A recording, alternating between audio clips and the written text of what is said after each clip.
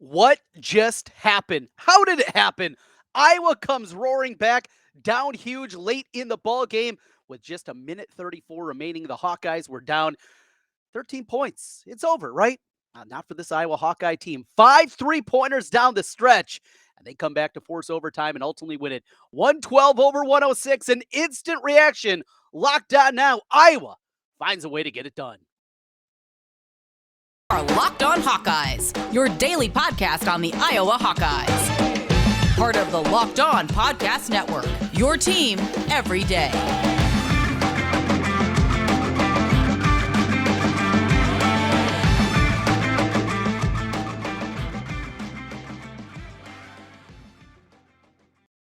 Hey, everybody, I'm Trent Condon, and this is the Locked On Hawkeyes podcast. Thanks for making Locked On Hawkeyes your first listen every single day. We're available wherever you get podcasts, Apple, Google, Stitcher, you name it, Spotify. We're there, and you can also find us on YouTube, as you see my buddies behind me here, Roy, BJ, Ed, for the old timers. And you can see us on YouTube. Hit that subscribe button while you're there. 5-star reviews on this podcast sphere. That's what we're looking for as we look to get in front of more Hawkeye fans. Here we are, Iowa, in a day that it just looked like it wasn't going to happen. Michigan State was outstanding. Iowa was not playing good defense. And even when they were playing good defense, Michigan State just kept hitting shots right over top. And it didn't matter if it was from the three-point line or if there was a second left on the shot clock and it was a fadeaway jumper. Time after time after time, Michigan State was hitting the shot. The defense was bad. No two ways about it. But you come to this team again and what they are, and it's so difficult at times to wrap your mind around how this Iowa basketball team is doing what they're doing. And water finds its level, right? And that's what I believe Iowa basketball in general is. This is the level that is a realistic spot for them to be. Good enough to make the NCAA tournament more times than not. That's what they are. But taking that next step, something will have to change. Well, it's defensively. I mean, if I was going to get to that next step on a consistent basis, look, anybody can have a one-year run in the NCAA tournament. We just saw St. Peter's do that a year ago. Anybody can have a run in the Big Dance, but we're talking about sustainability. Well, they got to be better on the defensive end if that's going to happen. Offensively, before the ridiculous stretch, the last couple of minutes, and we're going to run through everything and relive it because, boy, it was so much fun. I was just happy that I extended the DVR time, so going to be able to watch this one time in and time out.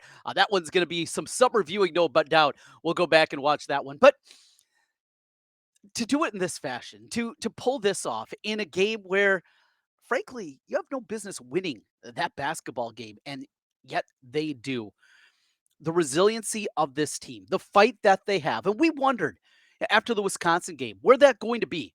Is that going to show up? We know Connor McCaffrey has that. Absolutely. He doesn't have the skill set to always back up exactly what he's trying to do as a leader. He's not as talented as most of the guys on this team. He just isn't. But the will that he has to go along with just enough skill gets things done. And you want to see that out of Chris Murray. And maybe these late game heroics are going to be what snaps him out of the funk that he was facing. At one point, he was 1 of 15 over the last couple of games from three. He started to heat up a little bit as the game went on. But you think of the comeback that they had here. Think of the comeback they had against Indiana earlier this season. The comeback against Michigan, even though it didn't end in a victory, go back to December, and they come back and force overtime against Wisconsin. Another game where they looked completely dead in the water, and they got it to OT, and they got a lead in that one, and yeah, it slipped away. This team, now we're talking about all home games, and they got to prove that they can do something away from home. Not just road venues. They're only going to have one left, and that's Tuesday against Indiana. I think that is just setting up for an incredibly difficult spot for the Hawkeyes. But we're here to celebrate today. We're not. We'll worry about that when we get to next week. Let's enjoy this one and let's look back. First of all, 112 points, right? I mean, the first half, it's back and forth, it's up and down. But as Iowa late in the ball game, looks like this thing's over. So Fran McCaffrey gets the technical foul. So he gets the tee. Should it have been a jump ball? Probably. But that's going to happen, right? Ulis gets called for the foul. He thought it was a jump ball. I agreed. Is my view a little tainted? Sure. Iowa felt like they were getting a bad whistle. I get there was frustrations, and I get frustrated with the frustrations. You know what I'm saying? I get frustrated with the frustrations of the players. And Fran, it's like, all right, just move on.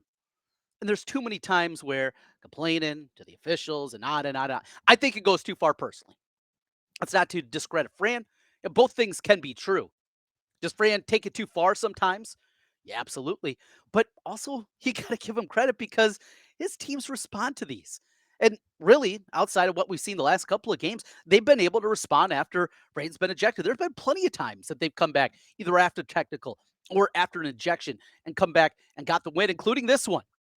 Now, the part of it, getting the tee after a bad call, okay, that's fine. I mean, it looked like the game was over at that point. It's not going to matter. Say your piece, yell at Kelly Pfeiffer, and move on. But the staring down, that's that's a step too far. What are you going to do, Fran? Punch him? I mean, the stare down, the tough guy, that was a little bit too much for me. But ultimately, hey, it worked. And he's got scoreboard, right? Trent, you got nothing. You're sitting in your recliner watching the game. He's there, and what he did, he pushed the right button that worked for him. He's got scoreboard. Credit to you, Fran, because you got that one. Not a good look, but it worked. We're going to run down the end of this game, just how nuts it was from that technical foul. We're going to go through, react. We're also going to look at this big picture. What does this mean now for Iowa basketball? As they were trending for their third consecutive loss, a road trip to Indiana on the horizon, and it was getting scary in a hurry. We were talking about the Fran fade, and we were talking about the February meltdowns that happened, not the last 2 years, but most of the previous years before that. We're going to get into that, what this means for Iowa basketball, just how good a shape they are now to be an NCAA tournament team. Don't have to worry about bubble talk. They are in. Are they? We'll get into that as well. Lots of fun coming up here today on an instant reaction Locked On Hawkeyes podcast. A little bonus edition here on a Saturday. We'll come back in a moment with more here on Locked On Hawkeyes. Today's episode of the Locked On Hawkeyes podcast is brought to you by our friends at FanDuel. Well, we're past the midway point of the NBA season.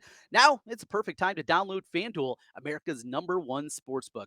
New customers, how about this? You're going to get a no-sweat first bet up to $1,000. That's bonus bets back if your first bet doesn't win. Just download the FanDuel Sportsbook app. It's safe, secure, and super easy to use. Then you can bet on everything from the money line to point scores, three-pointers drained, all the way through, taking a look at the markets, all kinds of things. Love finding those numbers of three-pointers, going over like 1.5. I think that's always cool. One other thing FanDuel also has, they're exclusive bets like the 2x3. How about this? 2 3-pointers scored in the first 3 minutes. We would hit that a couple of times here in the Iowa-Michigan State today. FanDuel even lets you combine your bets for a chance at a bigger payout with their same game parlays. So don't miss the chance to get your no-sweat first bet up to $1,000 in bonus bets when you go to FanDuel.com/locked on. That's FanDuel.com/locked on to learn more. Make every moment more with FanDuel, an official sports betting partner of the NBA. Well, as we are back here on Locked On Hawkeyes, I'm Trent Condon, and I will tell you, I was on the right side of this one. I had Iowa -5. You've been listening to the podcast for a while. If you've heard me on the radio throughout the years, you know I'm not exactly the most optimistic Hawkeye fan. I struggle with that, and my teams in general. I had a good feeling coming to this game, and boy, did I feel dumb for 39 minutes. I just felt like that absolute moron during 9 minutes of gameplay. But this team didn't quit. Let's run through it and relive what we saw in the 112-106 comeback victory for the Hawkeyes down late in the game. After the technical foul, Tyson Walker steps up to the free throw line as he hits 3 out of 4. Missed one in there. Okay. Sanford comes down, misses. Perkins gets a tip. 141 to go. Quick foul. Michigan State makes 2 out of 2. So there's the 13-point lead. What was it? 91-78 if memory serves in that one. After the Hall free throws, with a minute 30 left, three-pointer from Peyton Sanford. Timeout. Quick foul. Hoger goes to the line, hits a pair. Okay. Come the other way. Again, we are talking about at this point a 12-point game. Connor misses a layup. Chris gets a putback. And foul. Still a minute 15 left. It's still a 10-point game. This isn't going to happen. Then a turnover. Perkins has a look at 3, misses. Now, any faint hope they have at this point, it's over. Rabracha gets the foul. He fouls out of the game. All right, this thing's over. It's all academic with 106 left. Both free throws are made again. Iowa comes down under a minute. Connor chucks up a 3. No good. Peyton Sanford rebounds, fouled, makes a couple free throws. Here we go again. 1 out of 2 at the free throw line for Sparty.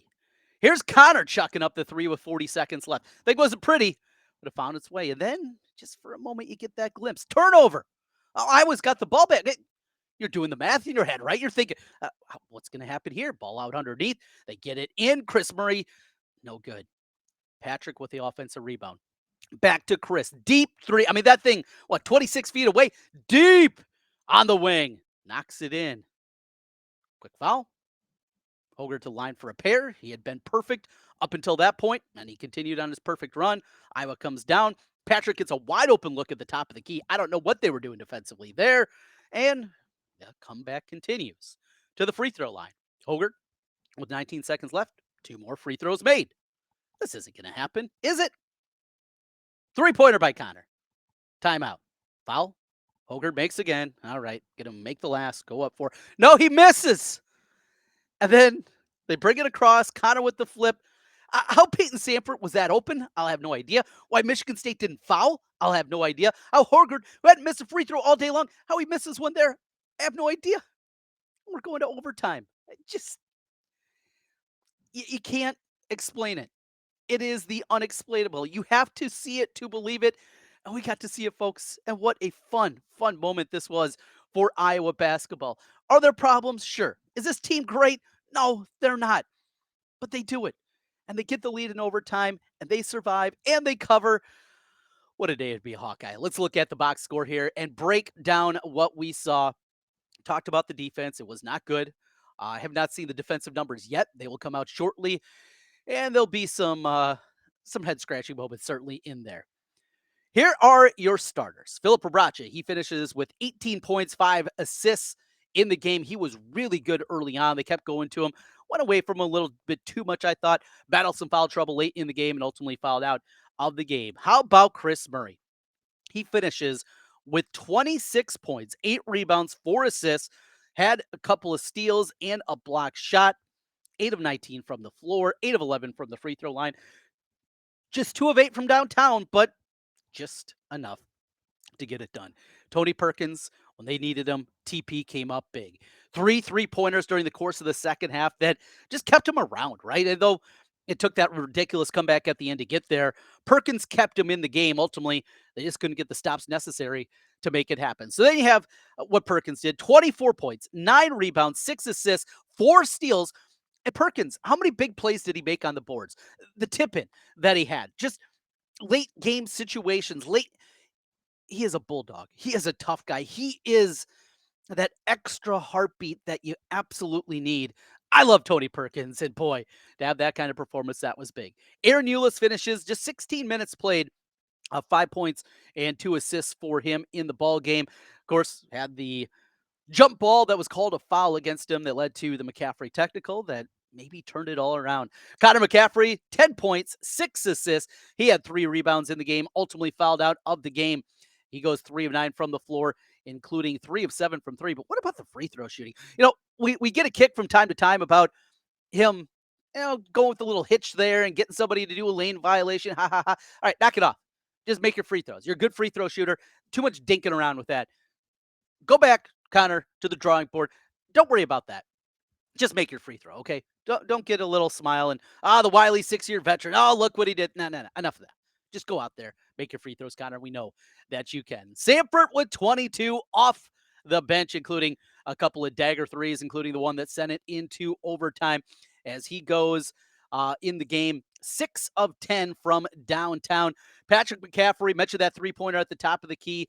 That was his only 3, 7 points, 4 rebounds, but did make a couple of plays out there necessary. Now, right when I was coming back there, midway point of the second half, chucked up an ill-advised 3, but he was part of the comeback. Played some good defense at time, had a big rebound in there, just giving those little bit of minutes, right? And then we saw Josh Dix, just played 7 minutes, did not score in there. And that's what it was. Basically, for all intents and purposes, a 7-man rotation. That's what this team has, but they find a way. Now on the other side for Michigan State, oh boy. Walker had 31. Atkins had 21. Hoggard had 15. Hall off the bench had 16. 18 for Hauser. Hauser was just finding the bottom of the net every single time. That team shot ridiculous. And you imagine being Michigan State? I mean, you shoot 60% from the floor, 11 of 15. That's 73% from downtown, 31 of 36 from the free throw line. You put 106 up on the board. You score 101 in regulation, and you're going to East Lansing with a loss in your back pocket. Whew, that's going to sting. Of course, we talked about the devastation that that university is dealing with in the athletic department, and you wonder what's going to be for them emotionally. They're easy to root for. Izzo, when they're playing your team, does it get a little annoying? Yeah, he does.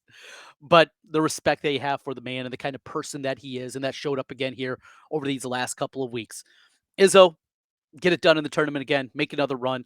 Let's have the Hawkeyes join in, though, on a long run. What a series this was. Two games that were completely different. The one in East Lansing, it was a grind. Both teams struggled at times offensively. Here, an absolute shootout. And you could probably say in both games, I think the better team didn't win either of the games.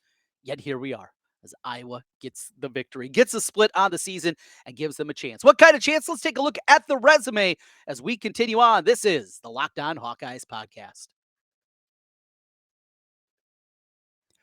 Trent Condon back with you one final time on the Locked On Hawkeyes podcast, a Locked On Now edition, instant reaction after Iowa's 112-106 win against Michigan State. So let's go a little resume diving here. After the victory, Iowa moves up just one spot in the Ken Pomeroy rankings. So they go up from 46 entering play to number 45. Now, this is also what we're sitting here in the middle of the afternoon. So this is going to change as more and more games go on.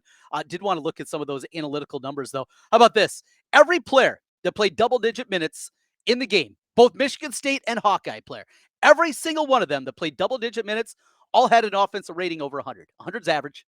Everyone. There wasn't one clunker out of guys that saw 10 minutes or more. How about that? Just absolutely incredible. Let's look at the numbers here. 156 for Tony Perkins, his offensive rating, 149 for Rebracha, 160 for Peyton Sanford. Just some nuts numbers there. Hauser, he had a 163, 152 for Walker. Atkins had a 136. It was entertaining. One other thing that you can look at here is win probability. And boy, I mean, it was at 199.9% for a long stretch there. I will put that graphic up on Twitter. You can follow me at Trent Condon because that is just nuts to see how this thing was over and Iowa gets it done. So we talked about what it's going to look like for this team come Selection Sunday. Just on the most simple terms, all right, with the win, Iowa goes to 18-11. And they lose that one. They're sitting at 17-12, likely 17-13 with a win against Nebraska even. That's 18 wins. And you go to the Big Ten tournament certainly feeling like you got to win a game and maybe multiple games when you get there to stay off the bubble if you lose this game. Eventually, it goes the other way, and Iowa gets the win. So taking a look at the net ranking. Now, this is entering play today, and this was going to be a sting for the Iowa resume. They were 46 also in the NCAA net. That is what they use in place of the RPI now, more analytical based.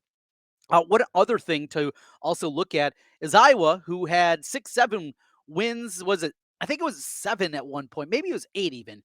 They're down to 4 as teams have jumped in and out of the 50. Michigan now is out of the top 50. That means that is not a quad one victory. Wisconsin, they've been kind of back and forth. Clemson's been back and forth.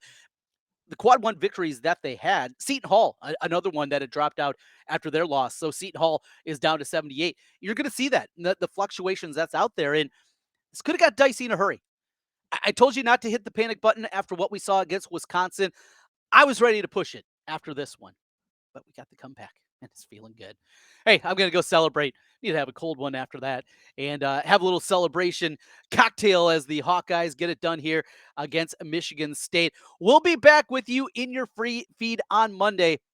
React to that. Iowa baseball right now. They're working against number 1 LSU. At last check, they had a 7-0 lead over the top team in college baseball. What a monumental victory that could be if Iowa can hold on to that one. The Iowa softball team, they had a great run against UCLA yesterday. Lost that one by 1. And of course, tomorrow, the Iowa women against the second-ranked team in all the land, Indiana, will be at Carver Hawkeye Arena. Should be another great environment.